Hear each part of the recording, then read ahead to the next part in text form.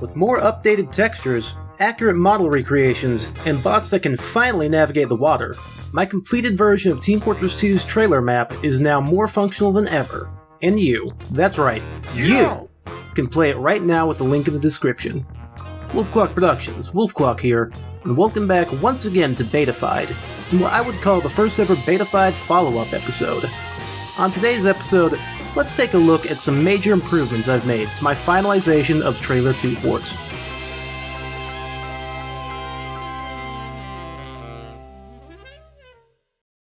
In the first video, I showed off the long-lost TF_cattails detail type, something that the map called for down by the river. As it turns out, however, these cattails were not the only ones that we had, and in fact, we had the exact versions that were used by 2 Fort in this era. But hold on, I know what you're wondering. Wolfclock, what do you keep blabbering on about? What are these details in source engine terms? Well, I'm glad that you asked, hypothetical person. Time for a source engine lesson. The source engine has a system for sprinkling grass and foliage into the world automatically when a level is compiled called details. These come in 2 flavors, detail models and detail sprites. And detail sprites can be further defined with things like the ability to sway in the wind or have particular shapes applied to them. For Team Fortress 2, most of the small tufts of grass that you see on the ground in various levels are actually detail sprites placed there automatically during the map's compilation process. Select materials have a detail type that determines what type of details will populate them. Detail types are placed in a unique detail script file with the .vbsp extension, which can then be added to the map's information, along with the particular detail sprite texture file that the map is supposed to use. For version 1 of my map, all I did was slap the cattail textures that I found into the regular 2 Fort detail sprites sheet, and create a custom detail script that included a quickly pieced together TF_cattails detail type. However, while looking at the unedited original CTF 2 Fort demo map, I realized that the detail sprites were all messed up, and that the map had to have used an older texture that we didn't have. Or so I thought.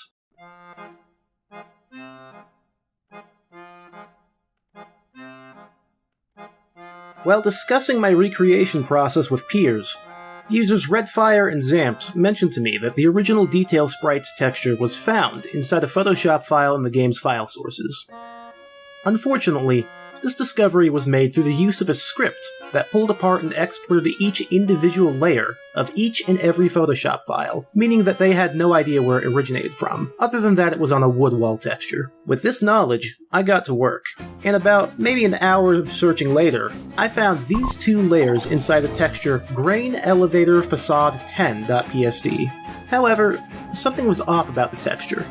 Specifically, detail sprites are defined off of rectangles taken from the sprite sheet, meaning that this tuft of grass here couldn't sit this close next to this cattail.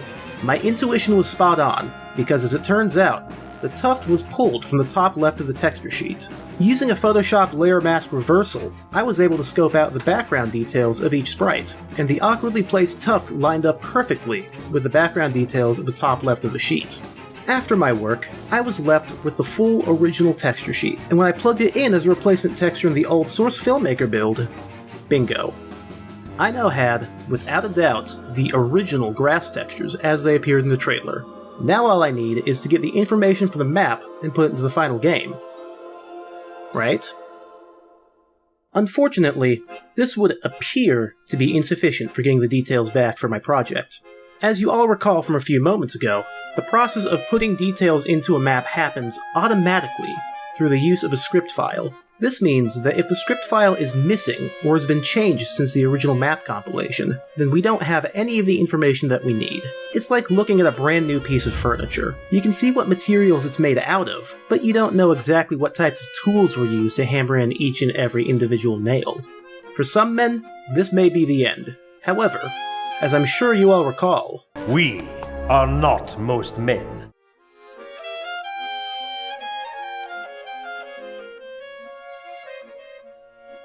The main information contained within the detail script are as follows. 1. What's the detail type's name? Thankfully, we already know what the detail types are called. TF_grass and TF_cattails. 2. At what level of opacity do details appear? The source engine allows you to blend between two separate textures on a displacement. Depending on how far along the texture is blended, you can have different detail sprites and different detail models. 3. What are the detail sprites' UVs and scale? Since all of the detail sprites appear off of a singular sheet, we need to define the edges of each sprite, how big each sprite is, where its center point is, etc. 4. What amount of sprites should be placed? This is actually defined in two separate ways. Firstly, a density value is set for the entire detail type. Then, individual amount numbers are given to each individual sprite. This may seem hopeless, but for someone with an analytical eye, we can reverse everything here, and that's exactly what I did. First and foremost, the sprites themselves. How am I going to figure out the exact shape of each individual sprite? Well, remember how I was able to replace the texture in Source Filmmaker to see that the map did indeed use these old sprites? Well, I did it a second time, but this time I used a UV sheet. With this, I was able to simply see which pixels on the texture each sprite started and stopped at. Using this method, I was able to get the exact shape of each sprite, leaving me with an excellent sheet of copyable coordinates to plug into my script. You may notice that there's a square missing here. As a matter of fact, these flower sprites seem to be completely unused on 2Fort Demo entirely. And the reason why they even exist on this sheet in the first place could be a whole other video. But to summarize, let's just say the grass used to be a whole lot greener. These sprites were used on more maps than just 2Fort. I was also able to tell what was used where, and how much each sprite was used. Simply guessing checking while plugging in different numbers, I was able to come up with a satisfying number of grass and cattail sprites for each area that they appeared in. While I'm sure my numbers aren't one-to-one with Valve's original script, I think this is a good enough job. And as you can see here, there's a lot more grass than in the final game. I'd like to hear what you all think about these old grass details. Do you think Valve should have stuck with more foliage than what we see in the final version of the map? Did you even know that the ground textures around the map were supposed to resemble yellow grass, and not just dirt and sand? After all, what are the cow cutouts supposed to eat, if all the grass is gone? Let me know what you all think. Now, I didn't make this video just to tell you all that I planted some grass on 2Fort. In fact, I would argue that this is the second biggest thing I did with this new update. But let's get to the rest of the minor details first before I move on to the first biggest thing I did.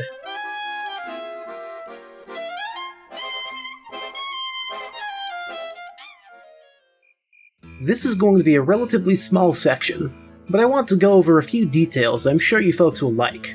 First off, we've got the skybox. If you ever looked at the textures yourself, you may have noticed that, while the old green texture is nice and clean, the final version has this weird splotch on it that sits right next to where the skybox begins on the right side of Red's building. This splotchy mess of yellow and brown is basically unnecessary in the final game, but as it turns out, its origin goes all the way back to the green field. If we take a look at this old pre-release screenshot of 2Fort and look closely in the back, we can see that the yellow grass of the level doesn't sharply cut off and become green the moment it hits the skybox. As it turns out, this little stain on our texture was used to give the yellow grass a smooth gradient transition into the green field. Upon this realization, I took the liberty of recreating this part of the texture, and in my opinion, I think it actually does help a little bit. Next on our list, I've got something that I think you all will appreciate quite a lot. Created by fellow 3D artist KrazyZark, we've got the grain car. I think they did an amazing job with both the model and its textures, making it not only look like it fits right into the game, but even including things like the old Blue Team logo, something that's actually shared with the passenger car right next to it. Special thank you once again for giving me permission to use this model. Now then, with all the smaller things out of the way, let's move on to the most important part of this map update. After much trial and error, I have finally found a way to get the bots to swim.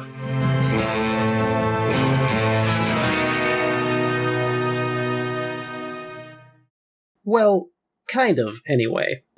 The amount of effort and different things I tried doing to get these guys to work was honestly kind of ridiculous, and I hope that an easier solution to making bot-only triggers becomes a thing in a future update.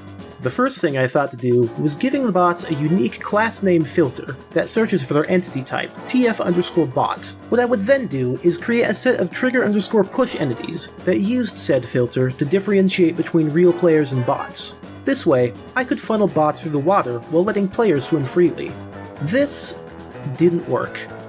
Unfortunately, bot players don't actually use the entity name TF_bots once they're spawned in. They're actually player entities with a unique fake client flag attached to them who are controlled by a separate AI entity. My next thought was to use triggers that targeted real players and not bots. See, while the base trigger spawn flags don't include a flag to only affect bots, they do have a flag that excludes bots. My thought here was that I would use 2 push triggers on top of each other, with the same force going in opposite directions, and only one of the 2 triggers would exclude bots. This way, the 2 triggers would theoretically cancel each other out for humans, but not for bots. I decided against doing this method, as it was way too costly, doubling my number of push triggers while at the same time not actually having any guarantee of working in the first place. So, I was once again back to the drawing board.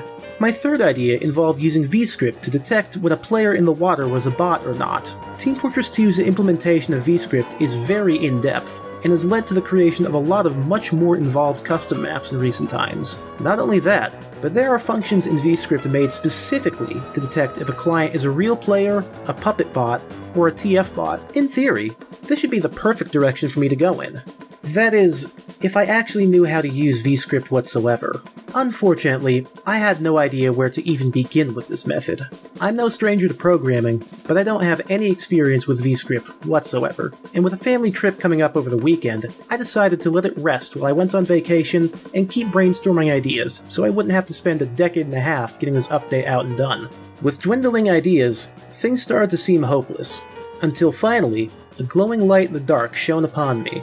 Folks, this is Filter TF Bot Has Tag, a filter entity that became my saving grace after all these failed attempts. What this entity does is it checks if a TF bot, and only a TF bot, has been given a tag assigned to it. It was created for man vs. machine mode in order to make bots that have different functionalities from one another, such as unique bots that open forward gates. Now bot tags, thankfully, don't need to have any particular specialized name set to them, nor do particular tags change the behavior of the bots using them. You can actually just assign any name or phrase you want, so I went with a simple isBot.